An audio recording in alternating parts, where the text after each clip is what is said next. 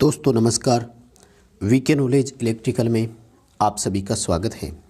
Competition exams के previous paper लेकर हम एक बार फिर उपस्थित हैं। दोस्तों ये पेपर इसरो का है, सतीश धवन स्पेस सेंटर श्रीहरिकोटा का है।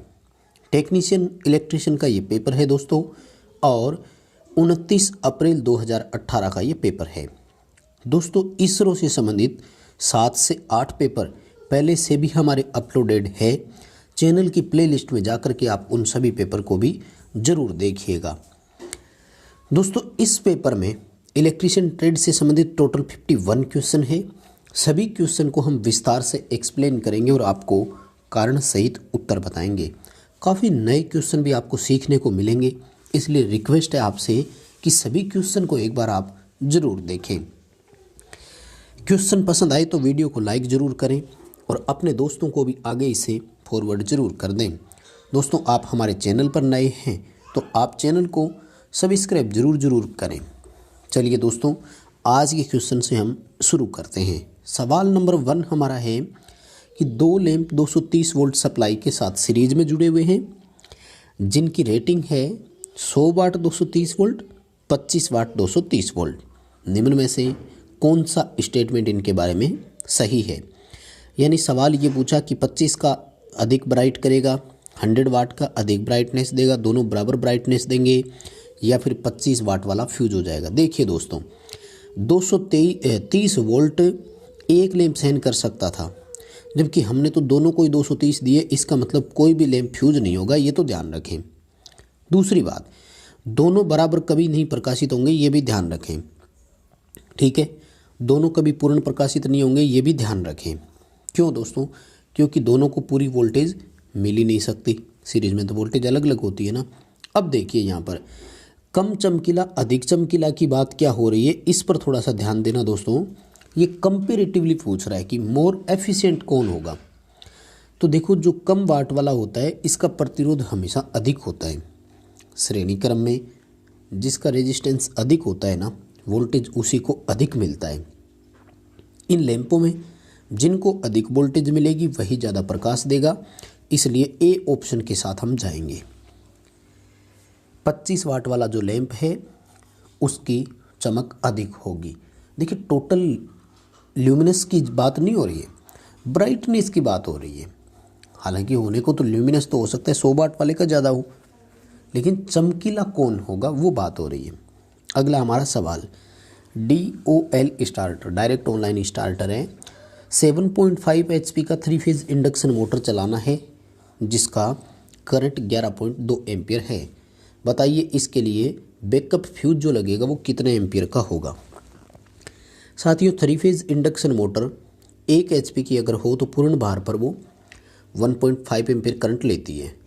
फ्यूज जो होता है वो निर्धारित मान का 1.5 गुना होता है, यानी लगभग HP का 2.25 गुना के आसपास फ्यूज लगता है साधारणतया। लेकिन साथियों याद रखना DOL स्टार्टर और बैकअप फ्यूज का जब भी बात आता है ना,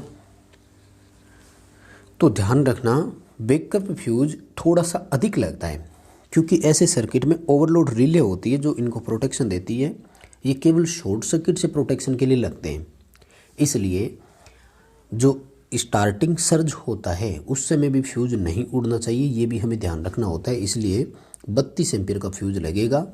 सी ऑप्शन के साथ हम जाएंगे। अगला हमारा सवाल है कि उपलब्ध सिंगल फेज सप्लाई सोर्स से 3 फेज की 5 HP मोटर चलाने के लिए कौन सा उपकरण जोड़ा जाना चाहिए। दोस्तों डी ऑप्शन के साथ हम जाएंगे, संभव नहीं है। ऑप्शन की बात कर रहे हैं ना वो भाई, स्टार डेल्टा और DOL तो तब काम करेंगे ना जब 3 फेज का सोर्स होता। हमारे पास सप्लाई सोर्स तो सिंगल फेज का है, जबकि इन्वर्टर और UPS का काम क्या है, अनइंटरप्टेबल पावर सप्लाई UPS का पूरा नाम है। तो ये तो सिंगल फेज सप्लाई जब सप्लाई चली जाती है उस समय देते हैं, इसलिए डी ऑप्शन के साथ हम जाएंगे, नॉट पॉसिबल। अगला हमारा सवाल है लेड एसिड सेल में जब इलेक्ट्रोलाइट का लेवल प्लेटों के लेवल से नीचे हो जाता है तो क्या होगा।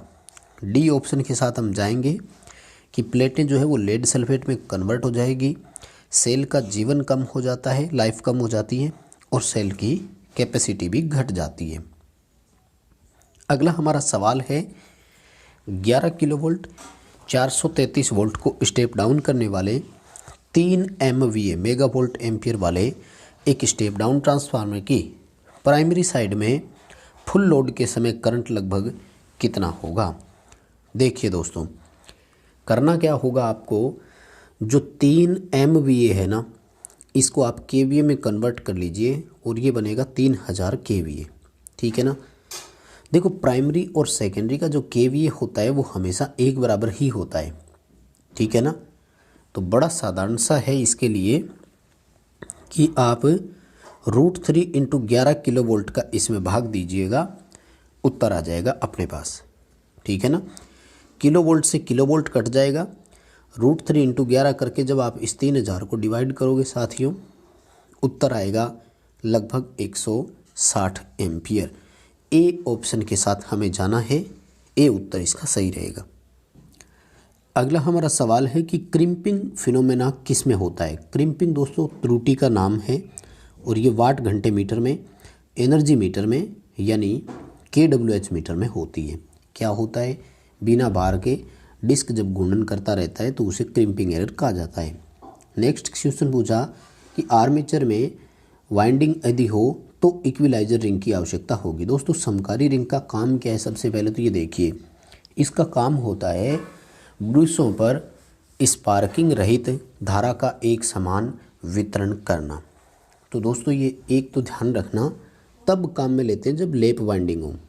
दूसरा, लेप वाइंडिंग में यदि कई सारे ऑप्शन हो जैसे सिंप्लेक्स, डुप्लेक्स, तो ध्यान रखना सिंप्लेक्स लेप वाइंडिंग में इसकी कभी कोई आवश्यकता नहीं होती है।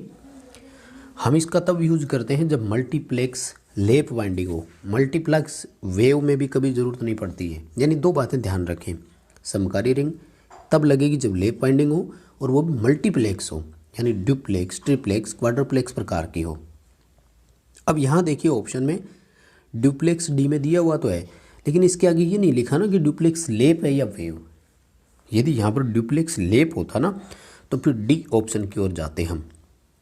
अगला सवाल वर्ग H का टेम्परेचर पूछा है। तो दोस्तों पूरा कंप्लीट याद रखना, 7 प्रकार के होते हैं, Y, A, E, B, F, H और C, है ना।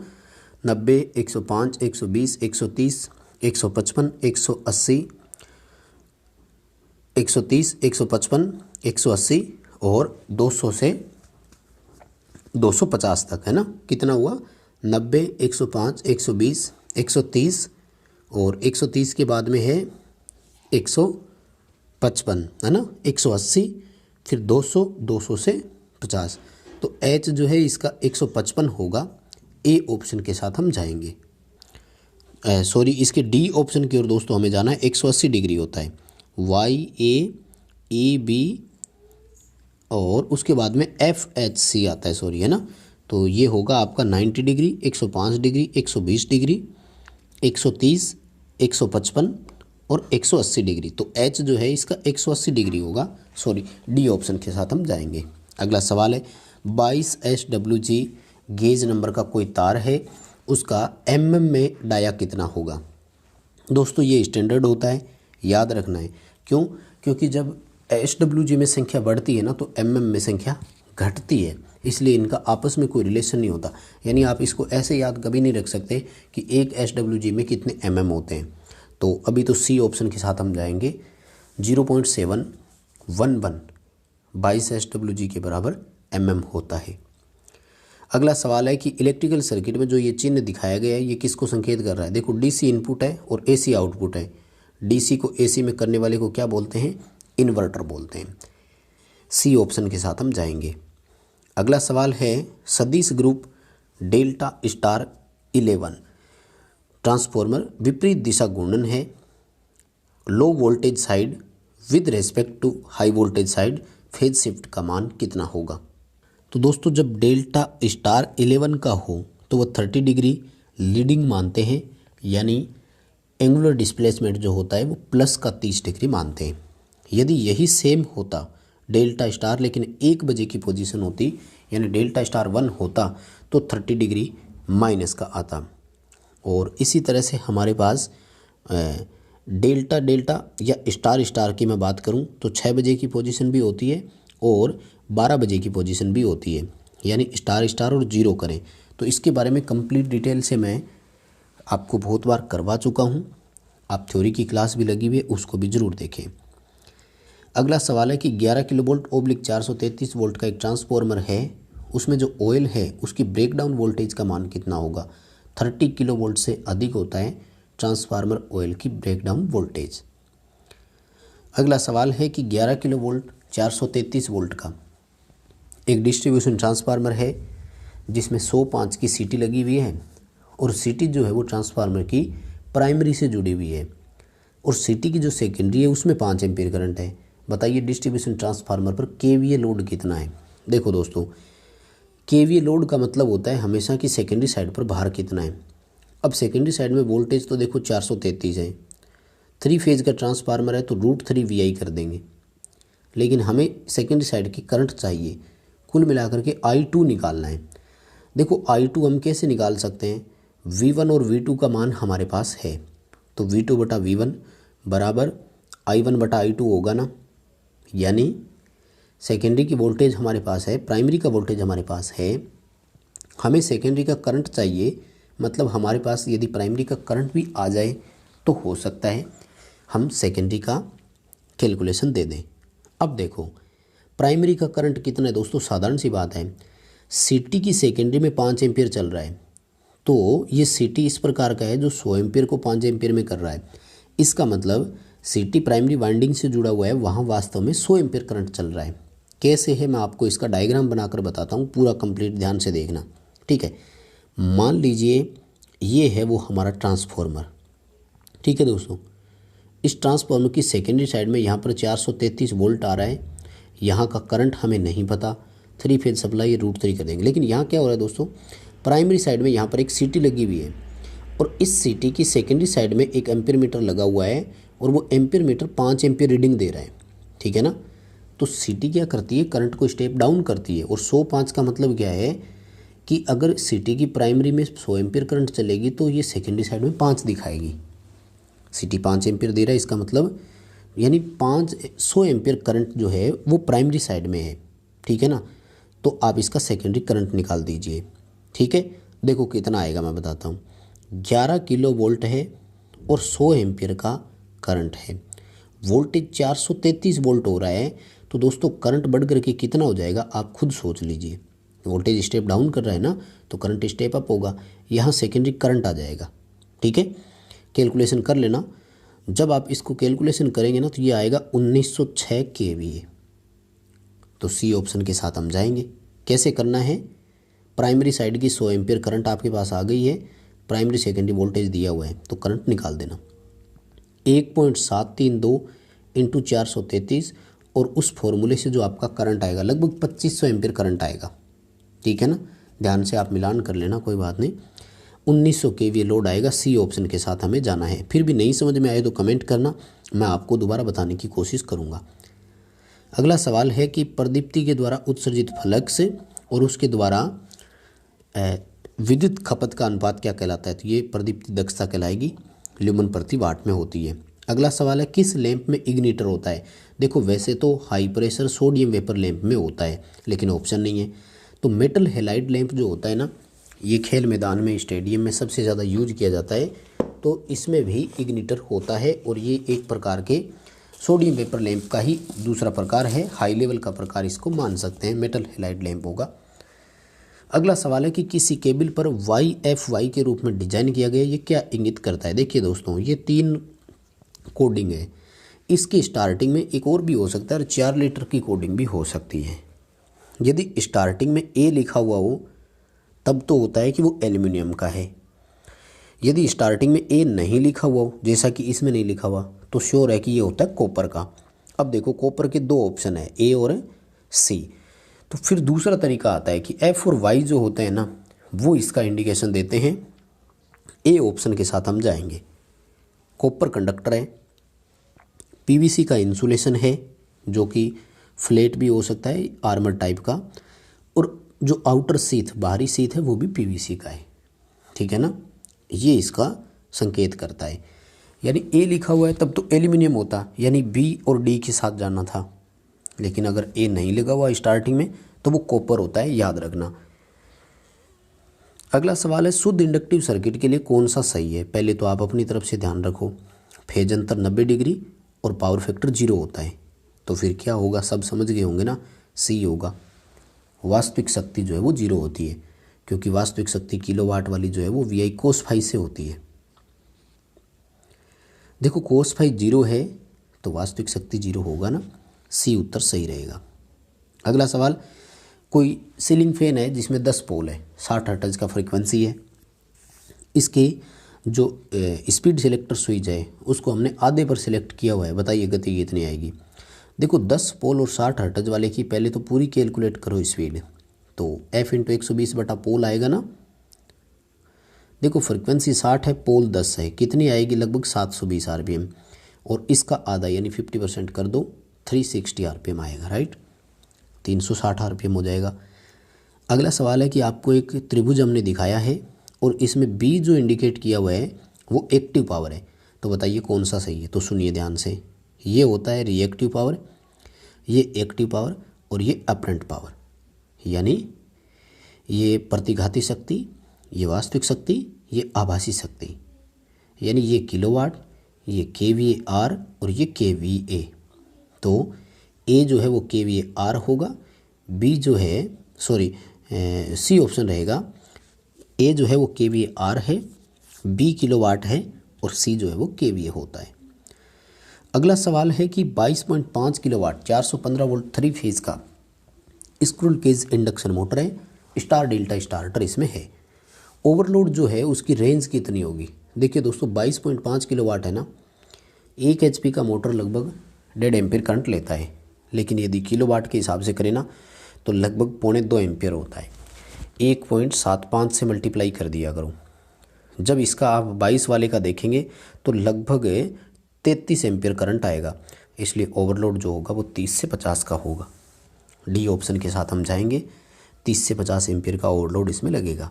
अगला सवाल, नो लोड पर 1100 RPM, फुल लोड पर 1050 RPM मोटर का गति रेगुलेशन कितना है। No load minus full load बटे फुल लोड करना है, 50 बटे 1050 इंटू 100 करना, उत्तर आएगा 4.76%। मिलान करना।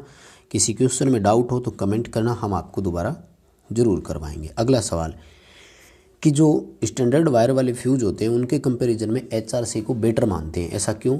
क्योंकि ये ओवरलोड शॉर्ट सर्किट के समय जो प्रोटेक्शन होता है ना, HRC से बेटर कोई नहीं दे सकता। सी ऑप्शन के साथ हम जाएंगे। ये अच्छा क्वेश्चन है दोस्तों। 23वां क्वेश्चन कह रहे हैं कि 3.7 किलोवाट और 5 HP कोई कृषि पंप है जिसके पावर फैक्टर में सुधार करना है, 0.95 तक उसको लेकर आना है। बताइए kVAR का मान कितना होगा। दोस्तों 2 तरीके हैं kVAR निकालने का, है ना। देखो एक तरीका तो होता है VI sin फाई कर दो, राइट। दूसरा तरीका होता है कि किलोवाट इंटू 10 फाई कर दो, एक ही बात है, ठीक है ना। कैलकुलेशन करके मिलान करना, उत्तर आएगा 1.13 kVAR। तो फिर मैं ए ऑप्शन के साथ जाना पसंद करूँगा, 2 kVAR करेंगे। कैसे आया वो मैं बताता हूँ, सुनिएगा। देखो सबसे पहले करना क्या है दोस्तों कि ये जो 0.95 होता है ना, ये कोस फाई का मान होता है, ठीक है। यानी कोस 0.95 है और ये वैल्यू कहाँ आती है, लगभग आप देखना जब कोस 17 डिग्री हो तब। मतलब ये हो गया कि थीटा 17 डिग्री है, तो अब किलोवाट इंटू 10 17 का मान कर देना। किलोवाट इंटू 10 फाई करोगे ना तो वो kVAR के बराबर होता है। किलोवाट कितना 3.7 और 10 17 का मान देखना, 10 17 डिग्री का आपको वैल्यू मिल जाएगी, ठीक है। इस वैल्यू को जब आप कैलकुलेट करोगे तो लगभग 1.3 kVAR आएगा, इसलिए हम 2 kVAR के साथ जाएंगे। अगला सवाल, निम्न में से ट्रांसफार्मर की नेम प्लेट पर कौन सा नहीं होता। देखिए भाई जिस हिसाब से ऑप्शन दिए है ना उस हिसाब से ड्यूटी साइकिल का कोई डिटेल नहीं होता। वेक्टर ग्रुप जरूर होगा, जैसे मैंने अभी बताया कि डेल्टा स्टार 11 या डेल्टा स्टार 1 या स्टार स्टार 0। इंसुलेशन जरूर लिखा होगा, फ्रेम का साइज जरूर लिखा होगा, तो फिर बी ऑप्शन है ड्यूटी नहीं हो सकता। अगला सवाल, जब भी आप मेगर से इंसुलेशन रेजिस्टेंस टेस्ट करते हैं ना, तो कम से कम आपको रीडिंग लेने के लिए वेट करना होता है, यानी उसके वाइंडिंग के टर्मिनलों पर मेगर लगाया आपने, आपको रुकना पड़ेगा। कितना? लगभग दोस्तों 30 से लेकर के 60 सेकंड तक का वेट आपको करना चाहिए, तब जाकर प्रॉपर रीडिंग मिलती है। इसलिए हम ए ऑप्शन के साथ जाना पसंद करेंगे कि लगभग हमें 1 मिनट के लिए वेट करना चाहिए, तब जाकर प्रॉपर रीडिंग हमें मिलेगा। अगला सवाल बड़ा सिंपल है।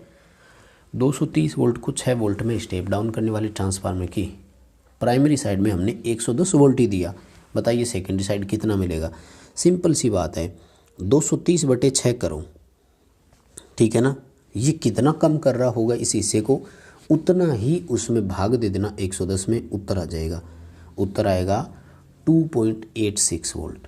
ध्यान रखना, लगभग 3 मत कर देना, 3 तब आता जब 115 वोल्ट देते, ठीक है ना।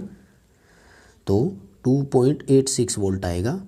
भी 230 को 6 में बदलता तो 110 को कितने में बदलेगा? फिर 2.86 वोल्ट में बदलेगा। बी ऑप्शन के साथ हम जाएंगे। अगला हमारा सवाल है, XLPE केबल, पूरा नाम होता है दोस्तों क्रॉस लिंक्ड पॉलीएथिलीन केबल। इसका ऑपरेटिंग टेम्परेचर पूछा है तो लगभग 90 डिग्री के आसपास होता है, 90 डिग्री सेंटीग्रेड के लगभग ये अच्छा वर्क करती है।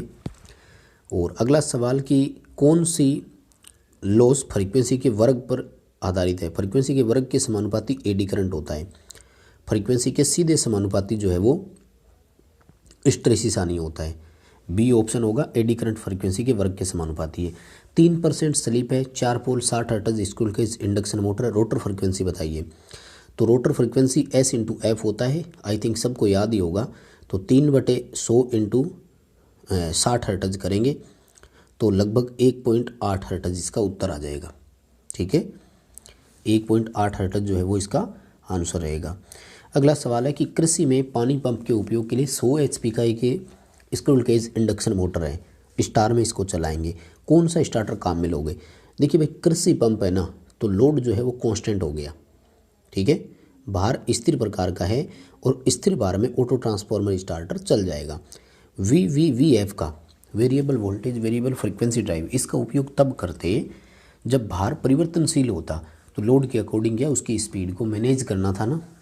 लेकिन अब तो स्थिर भार है तो मोटर एक स्थिर गति से चलेगी ना, ऑटो ट्रांसफॉर्मर स्टार्टर पर्याप्त है। हालांकि ऑयल इमर्स्ड होना चाहिए, वैसे थोड़ा सा ऑप्शन अधूरा है, पूरा होता तेल से भरा हुआ।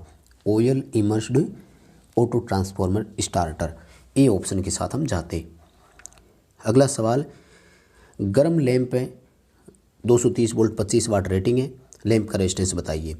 दोस्तों हम जो इस फॉर्मूले से V²/P से रेजिस्टेंस कैलकुलेट करते हैं वो हमेशा हॉट रेजिस्टेंस ही होता है, तो कैलकुलेशन करके मिलान करना, उत्तर आएगा 2130 ओम।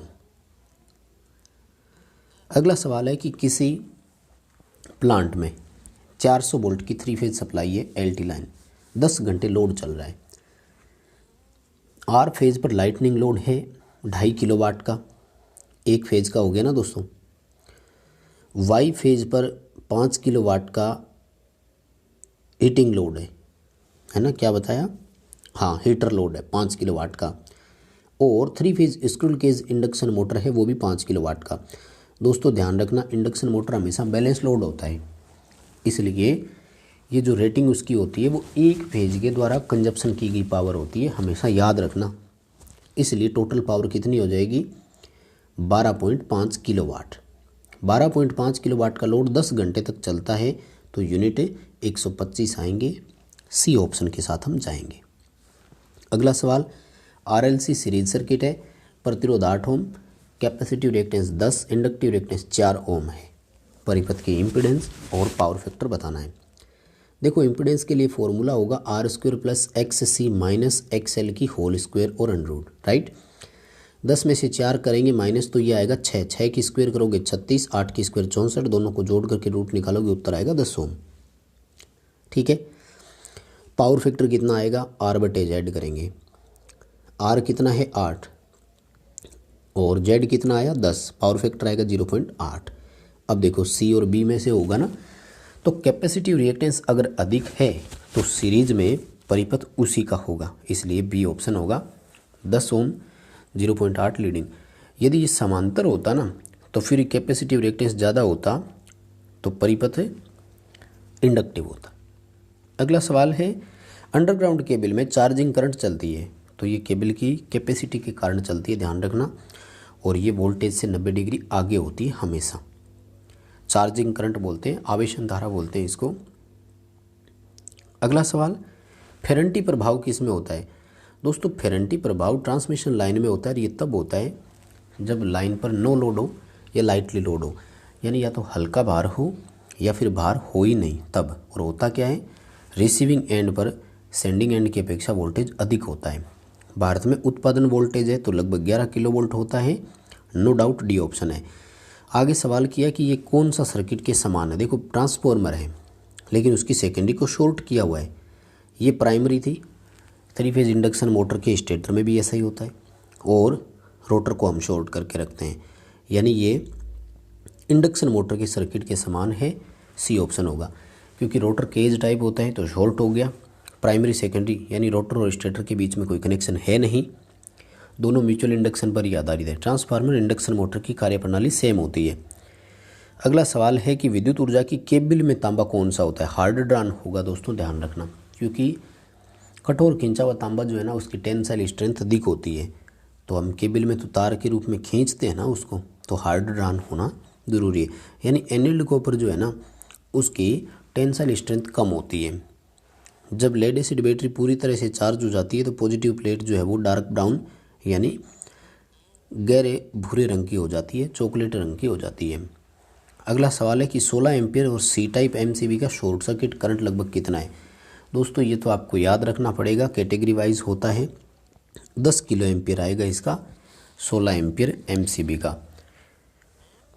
अगला सवाल है माइक्रोमीटर में स्क्रू गेज की रीडिंग आपको दिखाई थी, बताइए मापांक कितना है? दोस्तों ये जो इस साइड पहले देख रहे हो ना आप थिम्बल में, ये वैल्यूएशन इसकी काउंट की जाती है। तो ये 0 था, फिर 0.5, 1, 1.5, 2 और 2.5, यानी ये जो इस साइड का सिचुएशन है वो 2.5 या 2.50 भी बोल सकते हो। फिर हम आते हैं इस ओर, तो 2.5 के बाद में देखिए 35 के बाद में जब आप इनको काउंट करते हैं तो ये है 3, यानी ये हो गए 38, तो ये 0.38 होता है। इसको आप जब जोड़ेंगे तो 2.88 आएगा। बी ऑप्शन के साथ हमें जाना है। अगला सवाल है घरों में जो फैन रेगुलेटर होता है, ऑर्डिनरी सामान्य वाला पूछ रहा है दोस्तों, ध्यान रखना, ठीक है। ऑर्डिनरी इलेक्ट्रॉनिक फैन रेगुलेटर पूछा है दोस्तों, ठीक है।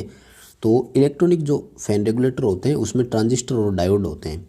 जो पुराने वाला होता है उसमें हाई वाटेज के रेजिस्टेंस होते थे।